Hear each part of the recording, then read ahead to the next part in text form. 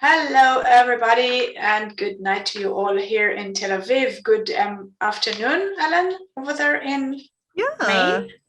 I'm in Maine. I don't live here, but I'm visiting friends. It's beautiful here in the Northeast in New England. So glad to see you. I'm just here to present Ellen Kouchner, one of the authors I like the best in the world as an author and as a person. Ellen will be reading for us a surprise reading, something that I haven't read yet myself. If you want to ask anything, you can see the box just below our faces. I will be disappearing in a minute. Below our faces, you can see the Ask the Lecturer question box. You can ask there. You can go on with the chat. We don't see the chat, but Ellen did ask me to see it finally. So if you have anything you wish with all your hearts for Ellen to read tomorrow, I will be forwarding her the transcript of the chat. So go ahead and write it over there. And now without much further ado, please all give a virtual hand to Ellen Kouchner. Hi. I don't see that there's anybody here except us and the co-hosts. Is that correct? Yes, there are a lot of people watching. Oh. And you cannot see them. Oh, okay. I was looking in the chat. You are on the stage. There are only 2 people on the stage, and I'm living right now. Okay. And there are a lot of people listening. I can see the broadcast, and there are a lot of people there. Well, hello then, everybody. Hi. Thank you so much for coming. I love Eikon, and I was there for the first time as a guest right after my novel Swords Point was translated into Hebrew and published by Ronnie Graff. So I made a lot of friends then in 2018, I think. And I'm really delighted to be back. There are things I call the gifts of the pandemic, things we didn't expect we would ever have or never thought we wanted. And suddenly the pandemic brought them to us. And I have to say that appearing at bookstores and conventions around the world that normally would always only have people that were local has been really, for me, has been one of them. Another gift of the pandemic for me is the story that I'm about to read you. It's a fragment, but put together a little differently from the way it appears in my current novel. My current work in progress is a novel called City Year, and it takes place about 30 years after Swords Point and about 15 years after this book, The Privilege of the Sword, which was published in America in 2006 and is about to be translated into French, actually, coming out in France this spring, but not available yet in Hebrew. So The Privilege of the Sword takes place about 15 years after Swords Point, and then about 15 years after that, a child is born, and she is the teenage heroine or anti-heroine of my current novel, which is called City Year. City Year is almost finished and has not yet been offered to a publisher, so that will, we hope, happen soon. So I'm working on this manuscript of City Year. And Joe Walton, who's an extraordinary writer, originally from Wales, now living in Canada, decided right at the start of the pandemic that we needed to have a sort of Boccaccio moment where a new story came out every day to cheer up and distract everybody who was miserably stuck in their houses and apartments and yurts, afraid to go out, quite rightly afraid to go out. So she set up a wonderful Decameron online and asked people to contribute to it. And I was one of the people she asked. And I was so involved in the novel that I didn't want to write something fresh. I'm not a good short story writer in that I don't think of things. I don't have a million ideas. I kind of have one idea and I work at it very doggedly. But she said it could be an excerpt from your novel. So I drew a thread of things from the novel that I thought made almost a complete story. And I called it On the Island, and here it is. Jessica Campion remembered the first time they took her to the theater. It was the autumn of the year she turned 8. She was in the city visiting her cousin Catherine, the Duchess Tremondtaine. Jess had a green velvet dress with a fringed sash, satin hair ribbons, and a bag of raisins and nuts. Outside, there were banners and crowds and fiddlers and sword fighters and dancing dogs. Jess wanted to stay and watch those and make them jump for nuts. She had eaten all the raisins, but the footman cried, make way for Tremondtaine." And they passed through the crowds and up into the Tremondtaine box, which had a roof and velvet seats and a door that closed behind them. Jess considered pitching nuts onto the heads of selected people below her, but Aunt Janine grabbed her wrist and the play was beginning. The play was all big, gorgeous people with big, gorgeous voices, calling out things that should only be spoken alone, just as if they didn't know that everyone was watching them. There were declarations of love and some kissing, a great fuss over nothing. But there was also a man with a mustache and a sweeping cloak who wanted to kill everybody, and a girl in a boy costume. Everyone treated her as if she were a real man, even Lady Stella, the one everyone in the play was in love with. The girl boy got to take out her sword and fight the man with the mustache. Jess adored her. She had just begun her own sword lessons, and with this play, she could see the point in them. When you had a sword, people would do what you wanted. When her family got bunches of flowers to throw at the actors at the end, Jess pitched her nosegay of sweet alyssum right at the girl with the sword. The sword girl picked it up with a flourish and pivoted gracefully to bow to the senders in their box. But then something strange happened. She looked up at Jessica and Aunt Janine and cousin Catherine, who was the Duchess Tremondtaine, and she dropped the flowers onto the stage and ground them under her heel. "Oh dear," Aunt Janine lifted her hands to her chest. "Don't look, Jessie, I'm sure she didn't mean it. Oh, Catherine, it was all a mistake. We shouldn't have come, oh dear." But the Duchess said to her, "It doesn't matter, Mother, just ignore it. She had to know sometime." "Know what?" Jessica asked. People were always saying things like that around her. Usually they told her never mind, but to her surprise, Duchess cousin Catherine answered, "Your mother was an actress, and a great one." Jess stared at the sword girl. "Is that my mother?" "Of course not, darling." Aunt Janine patted her hand. "Your mother died, you know that." "Will I be an actress too when I grow up?" What a thing to say. Of course you won't be an actress, Jessica. Catherine said, "Your mother left the theater when she had you. Did my father make her?" Aunt Janine gave a nervous giggle. "Your father," Catherine said, suddenly cold, "did not even know you'd been born." Jess considered this. She'd heard the dairymaid saying it about the goose girl. She doesn't even know she's been born. Was her father ignorant and silly like the goose girl? People called him the Mad Duke Tremondtaine, never the family, of course, but servants talked in front of children. "Your mother kept you secret from us," Catherine explained. "It wasn't until she died that her friends told Tremondtaine you existed. And then, of course, we sent for you and made sure you have everything you need, darling," Aunt Janine rushed in to say. Her hugs always smelt of violet water, and her jewels stung Jess's cheek. "You like the city, don't you? And staying with your cousin Catherine? And isn't the theater fun? Your father loved the theater." Jess disentangled herself from the hug so she could ask, "Does my father know about me now?" "He does," Catherine said. "I wrote to him as soon as we found you." That was back when she was 3. "And then why doesn't he ever come to see me?" The two women exchanged glances, definitely a question not to be answered. That was too bad, just when Catherine was being so forthcoming.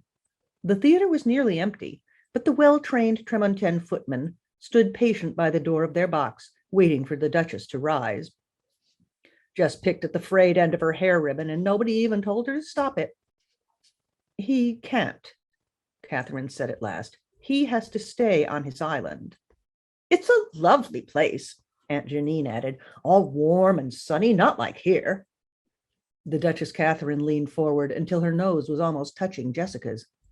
Would you like to go and see it? It's a long way away. I know.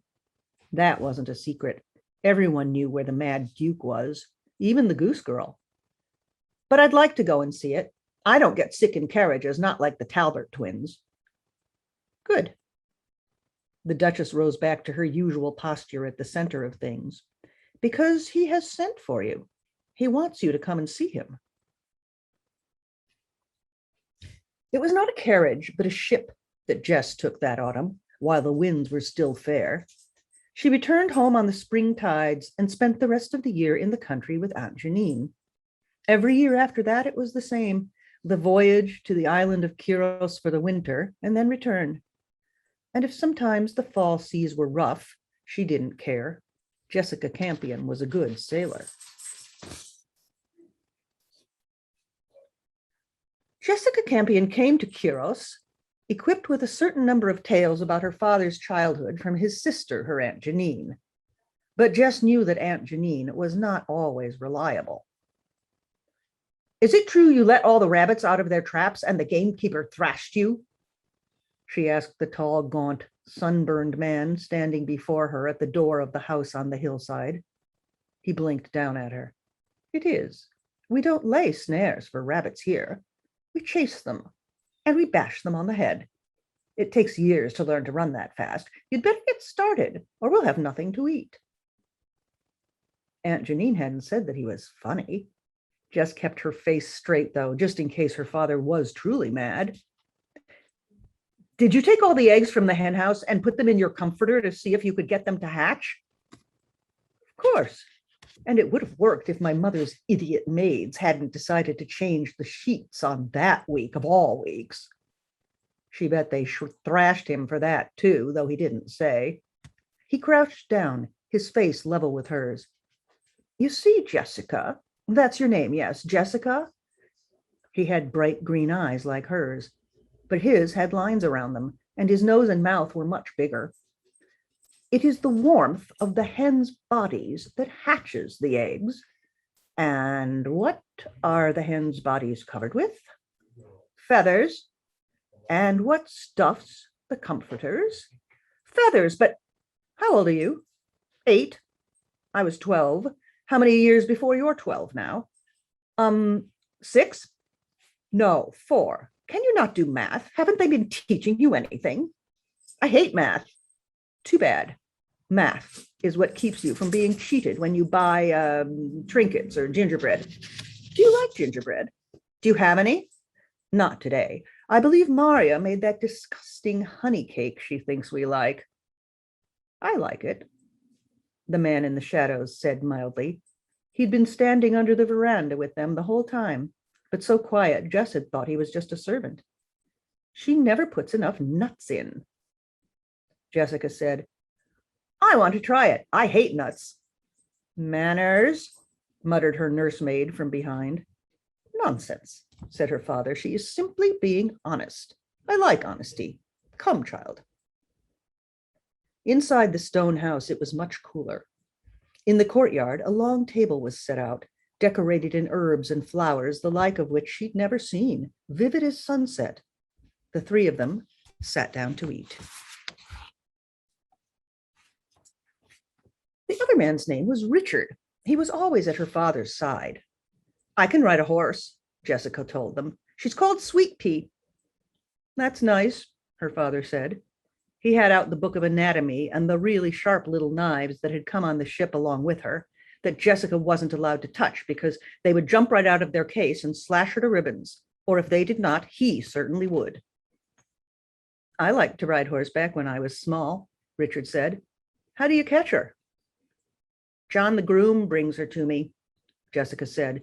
She was suddenly and painfully aware that this was not a good answer. All saddled and bridled for you? Richard said amiably. Well, that's nice. Jess said. I ride better than anyone on the estate. Last year I jumped a fence all by myself, and John thrashed me for it, but then he said I was game as a pebble. Well, try not to break your neck, her father said. I wouldn't. What's the point anyway? He continued as if she hadn't spoken. Horses are just a way of getting from one place to another. Richard had that smile he got when he thought her father was being funny, even when nobody else did. Just because you fall off, he told him, doesn't mean everyone does. Come here, Jessica. Her father shut the knife case and set his books aside. I'm going to teach you to cheat at cards. I thought cheating was bad, she said. She was not ready to trust a man who fell off horses. It's only wrong when you're doing mathematics. Why? Because mathematics is pure and good and true. Cards, on the other hand, he said, pulling a worn pack from his pocket and shuffling them with an expert pasteboard hissing, are for fools who don't know math. They'll tell you it's a game of chance, but it isn't. It's a game of skill. He reached out and put his arm around his daughter, drawing her onto the bench at his side. Now come here, and I'll show you how to shuffle.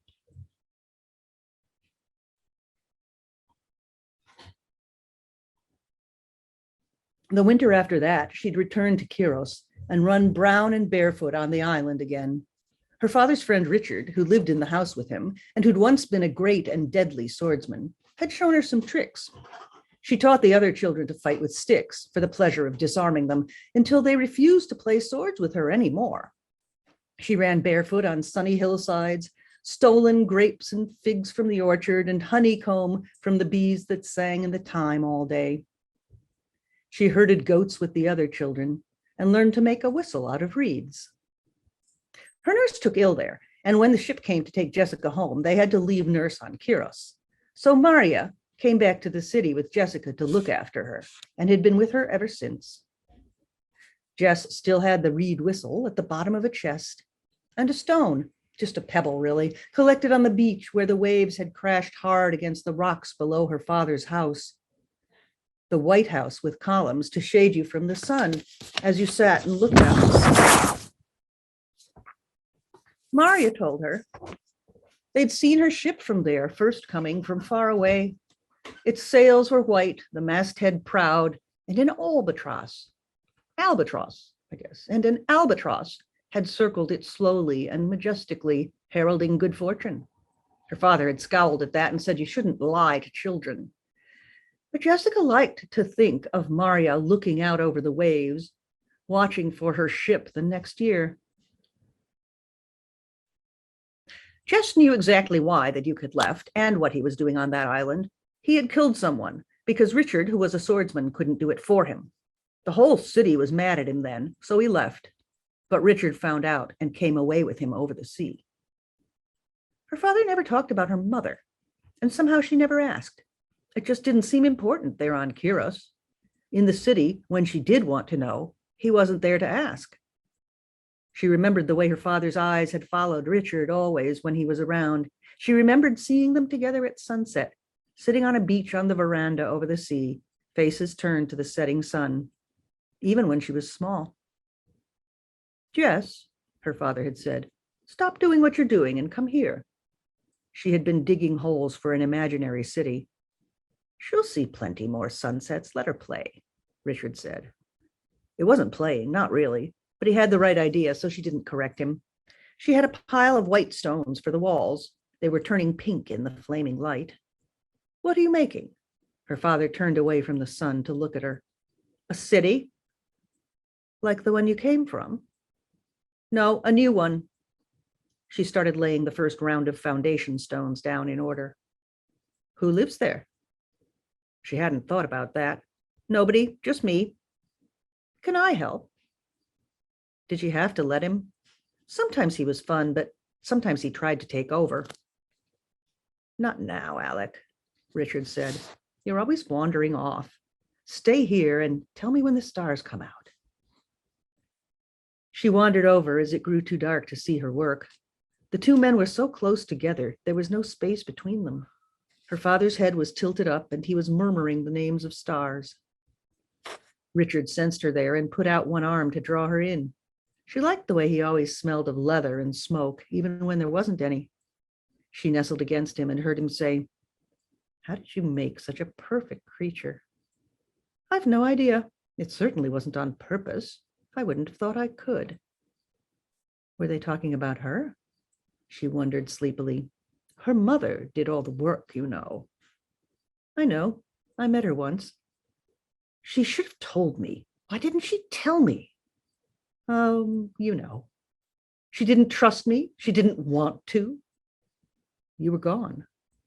I can count, Richard. I wasn't gone. Not yet.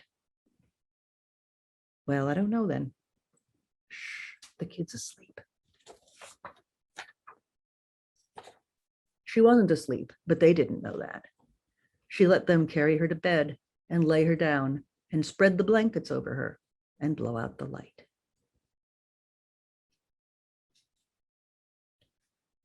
So that is the end of that little set of excerpts from the novel. In the novel, they don't appear in that order, or indeed in order at all. I mean, they come in at different points in the novel. So I pulled them out of the novel, out of the work in progress, and tried to arrange them in a pleasing manner for Jo Walton, and several friends did it with her. It wasn't just Jo, but I'm blanking on their names. Oh, Ada Palmer was one.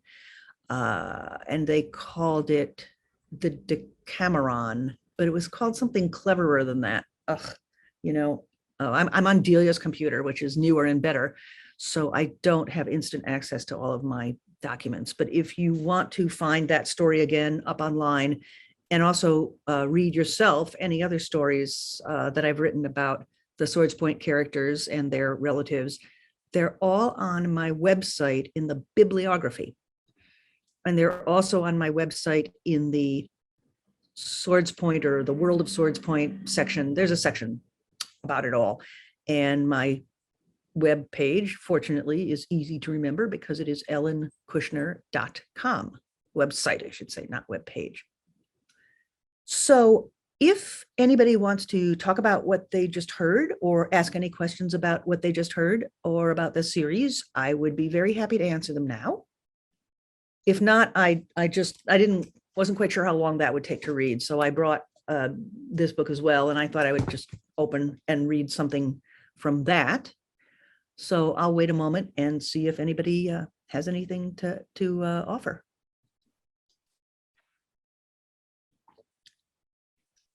Hey again, Ellen. Hi. We have a first question. Okay. Efrat Chassid would like to know. First, she said that was so great, and asked if you would read the novel. I think she meant make the audiobook, because you're such a good narrator when you're all alone.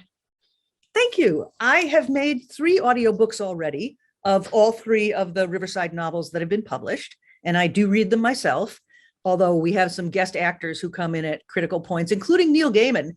It was part of a series that he founded called Neil Gaiman Presents, where he got some lost books that had never been made into audiobooks. And I got together with a wonderful audio producer, and we made them. And we had actors come in at certain moments in certain scenes to play characters.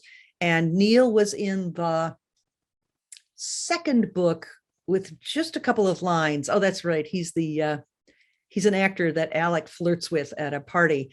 And it was so much fun having him that we had him come back and read a longer and deeper and more interesting part in the second one. Again, it was not a lot of lines, but it was a really important part because it's the ancient wizard who keeps appearing in the hero's dreams. And I'll tell you right now, Neil Gaiman gives very good wizard. So if you look on, they were published, or not published, whatever, they were released by Audible. They're also available elsewhere, I'm pretty sure, wherever audiobooks are sold. But as far as I know, the easiest thing to do is to go to audible.com and look up Ellen Kouchner. And I think we've got some selections from me reading the books. And yeah, I think one of them has Neil in it because it was such a cool part. Thank you. I'm really glad you liked it. I love reading. And I always thought I was a pretty good reader of my own work, but after doing those audiobooks, it really meant having to learn how to be a professional level reader. I learned a lot. And the other place I've learned things is, it's funny, I'm sitting in the living room right now of my friend in Maine, who's one of the people with whom I founded a weekly Shakespeare reading group. And again, gift of the pandemic, completely unexpected. About the second month of the pandemic, we were going crazy, lonely, frightened, bored. And a few friends and I decided we would start reading Shakespeare on Zoom. And we had such a good time. We brought in a few more friends. And then almost every single week for a year, we read another Shakespeare play until we'd finished the entire canon, including the boring ones. There's only one boring one, Henry VIII. Bleh. And we're going back and doing more Shakespeare, but also other plays as well. And you really do it every week and you get pretty good at it. Also, we have professional actors in our group, and the rest of us say we just watch what they do and try to analyze how they're making the text really come alive and try to do what they do. And they say we're doing it. So that's really encouraging. I really, really love your, how did you say it? Pandemic gifts. And there are also 3 other people from the audience right now in the chat saying that it really warms the heart that you write to encourage people, and that this virtual world and these meetings and different platforms are certainly gifts of the pandemic. And I love it. We're all so used to referring to it as a curse, but I love the gift. Now, Lily Dye, who is also, I know she writes a lot of short fiction and won a few prizes for it, asks is it hard to write a child's voice? Not for me, because I can imagine it very clearly. I love writing in different voices. I think the thing I do best is probably characters and dialogue. When I was a kid, I wanted to be an actress, and a part of me always feels like I should have been a playwright. And I think in some ways I write and think like a playwright, and that the dialogue is the thing that comes the most quickly and easily for me. And that's a gift of whatever of my ancestors. I'm terrible at plot. Plot takes an enormous amount of work for me. And I don't love having to describe things. I do it pretty well, but I have to really stop and think. It doesn't just come out of my fingers, whereas dialogue just comes right out my fingers. And then I have to contain it and shape it so that it isn't just a bunch of people talking for no reason. But I'm trying to think if there is a voice that's especially hard to write. It depends on the circumstances, but no, for me, I can hear a child's voice very clearly in my head. Thank you. And I have to disagree with your terrible plot remark, because I love your plots. Maybe because it's character driven, but I love your plots. Okay. I just have to say about that, though, yeah. I didn't say my plots were bad, but they're very hard for me. I spend a lot of time working and reworking and changing and trying this way and trying that way. That's all. I hope by the time they come. Well, I love them. So I thank you for doing all this hard work. Hanan Elifne would like to know, do you read out loud to yourself to hear if what you just wrote makes sense? I don't read out loud for 3 reasons. And one of them is that I kind of hear it in my head anyway, but I need to hear it out loud. Sometimes I'll make Delia or a friend of mine listen to me read. And sometimes I ask people to come to a convention and listen to me read. And I learn things every time I read out loud. I think I'm just too lazy to read to myself. And it's also kind of embarrassing. It feels kind of silly, but I think everyone should do it anyway. Delia, actually, many years ago when she had pets, she said she used to read to her dog and it made her dog insane. If I were giving someone else advice, I would say, get a stuffed animal or a picture on the wall and read to that, because just reading to yourself feels weird. But you may be someone who loves to read to yourself. I realize I'm talking about other people, not just me, but to me, the sound of the language and the flow of the sentences is very, very important for me as a writer, and even for me as a reader. I don't really like reading books with my mouth closed that don't have that music and that rhythm in a beautifully turned sentence. They can be very short, very simple sentences, but you can always tell when someone has that sense of music and that sense of rhythm. And you can really tell when someone doesn't know how people actually talk. It's funny because I write fantasy, but I want it to be as realistic as possible. Especially in these books, people don't speak in, I love high language. And when I wrote Thomas the Rhymer, which is the only novel I have that's not in this sequence, in this series, people speak much more the way they do in a fairy tale or a book. I can do a lot of different languages. I can do Shakespeare. In fact, I have a story that just came out that I was thinking about reading, that I don't think I'll have time for it, but it's online, it's free in Uncanny Magazine. And I ended up calling it, something to do with immortality. What was it called? Anyway, if you look up, I don't know, Kouchner, Uncanny Immortal, it's there and you can read it. And it's about Shakespeare and Marlowe, William Shakespeare and his colleague and possibly rival, the playwright Christopher Marlowe, who died young. And I wrote it specifically this year after my group had finished reading all the Shakespeare plays. I thought, I've just spent a whole year reading every single play Shakespeare ever wrote out loud. I should do something with that wonderful gift. So I had a short story due for Uncanny that I had forgotten to write. And I thought, aha, I'll write this story about Shakespeare and use my sense of the language. So I did. Sounds fantastic. I will look it up after our talk. Actually, it's also in my bibliography. Again, any story of mine that's online should be linked to from my bibliography, which is on my website. It's ellenkouchner.com. Go to writing, go to bibliography, and all the stories are there. And if they're online, there'll be a link to them. Which is also very generous of you to have all your stories out there for people to read. I'm not saying any more questions. People, do you have any more questions about this story or any questions for Ellen about reading, writing, and writing children?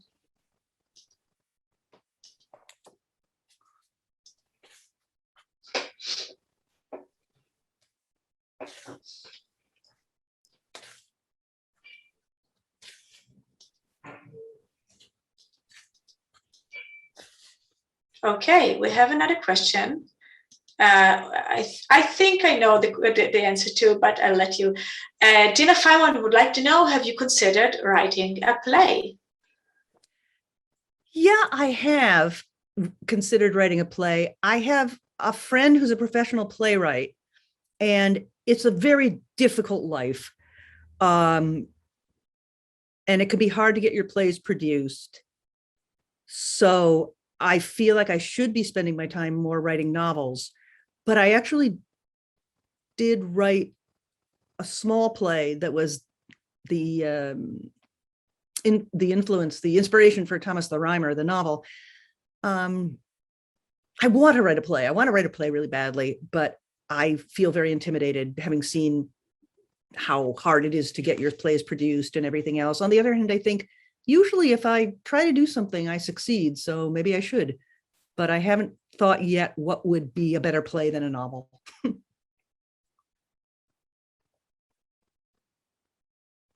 Thank you.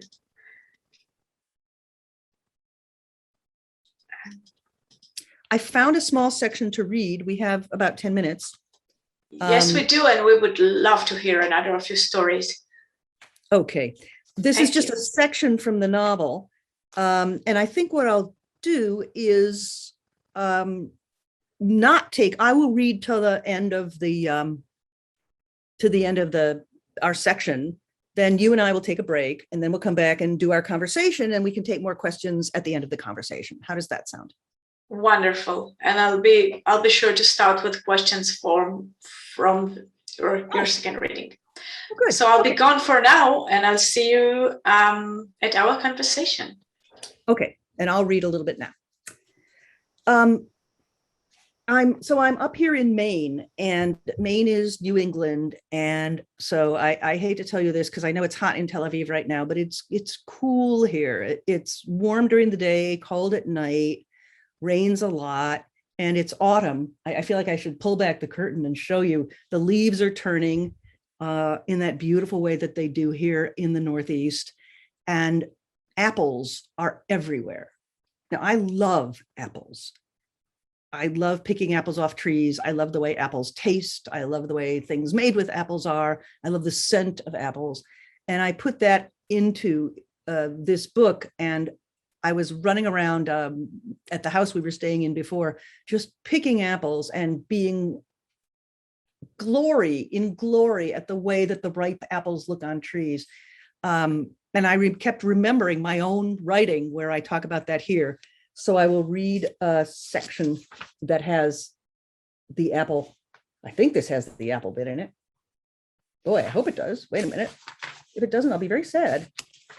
Oh, well. Wait a minute. Now I'm worried that it's the wrong one. It's just this one paragraph, but I want to put it inside. All right, well, let's hope it's here. If not, this is a nice section. It's chapter 3 of part 2 from The Privilege of the Sword. And I'm not going to tell you anything about it. Just listen to the writing. I learned the sword from him, but I learned more. I learned to be quiet in the wood and how to breathe so no deer could hear me. I learned how to gut a fresh caught fish and how to rob a beehive of its honeycomb. I learned to know where my feet were at all times and how to make the sword I wore part of myself, so that when my teacher took a sudden swipe at me, my hand was no longer empty and I was not defenseless. I rediscovered skills I'd had as a child, climbing trees, knocking down nuts, skipping stones across a pond. And I learned him well enough that it became harder for him to surprise me with a sudden attack. I could sense the stillness of his impending motion, and I was ready. I raided the great house's kitchen garden for herbs and made a little plot by our door so that I would not have to go so far to make our food taste like something. As the harvest came in, the house staff left us baskets of good ripe squash and tomatoes and leeks and chard. I was going to miss the sweet green peas I ate by the handful that were already gone by. I dried bunches of thyme and sage and brought indoors a little pot of rosemary I hoped would last out the winter. There was always enough butter and cream and cheese, since there were more than enough cows. And suddenly, as the night air turned cold and the day sky burned a bright and gallant blue, the world was full of apples. The air smelt of them, sharp and crisp, then underlaid with the sweet rot of groundfall. One day, the orchard was infested with children, filling their baskets with them for cider. The next week, pigs were rootling for what was left. On one of the last warmish nights of autumn, we sat by the stream, grilling trout stuffed with fennel over a fire of applewood. The stars were thick as spilled salt above us. He pulled his cloak around him and poked the fire with his staff. There were apple trees where I grew up. I used to collect fallen wood for my mother and steal the Lord's apples with his sons. Were you caught? Chased, not caught. He was a nice man. He understood boys get hungry. He liked my mother. He used to lend her books and things. Did your father die? I never had one, not in the usual way of things. My mother ran away with him when she was young, but she decided she didn't like him after all. By then she was stuck with me, but I guess she didn't mind. She used to show me bat skeletons and teach me the names of plants. My mother seemed so far away she hardly seemed worth mentioning, and mine never had any bat skeletons. She sounds a bit unusual. Yes, I figured that out later. Did she teach you to fight? Oh, no. I learned from a swordsman. No, she couldn't do anything practical, really. We'd eaten all we wanted to eat, but we're in no mood to leave the fire. It's too bad neither of us can sing, my teacher said. The nights are getting longer. Can you recite anything? Poetry, I thought in panic. Just schoolroom things, The Maid Forlorn, The King's Run, that sort of thing. Can I hear them? He was always amazing me by not knowing the most common things. Well, if you like. But he stopped me halfway through The Maid Forlorn. Do you think that could really happen? I sucked fish off my fingers. A girl believing everything a man tells her? Probably. Some people are very gullible. I heard him smile. True, but are you supposed to admire her as well as feel sorry for her? Or just to think, I'll never do anything that stupid? I'd never considered it. You know, I said, I think the point is she's in love with him, even though she isn't supposed to be. That's what makes her stupid, really. It's not to say she isn't clever with other things. She might have been very good at sums or geography or something beforehand. So they make you learn this as a lesson not to fall in love with unsuitable men? I drew myself up. I did not like having my upbringing criticized even by him. I learnt this, I said, because it is poetry. Girls are supposed to know poetry. It is the inner beauty of the soul made art. I take it she dies at the end? She wants to die. She's been betrayed. She's lost her honor. He made a dismissive noise. Well, what do you want her to do? I demanded. Go off somewhere and open a shop? Well, why not? Because it wouldn't be poetry. All right, there. And that was the apple. I remembered a paragraph. It was only a couple of sentences, but there are the apples, and here I am with them once again. Isn't life wonderful? Goodbye. See you on the hour.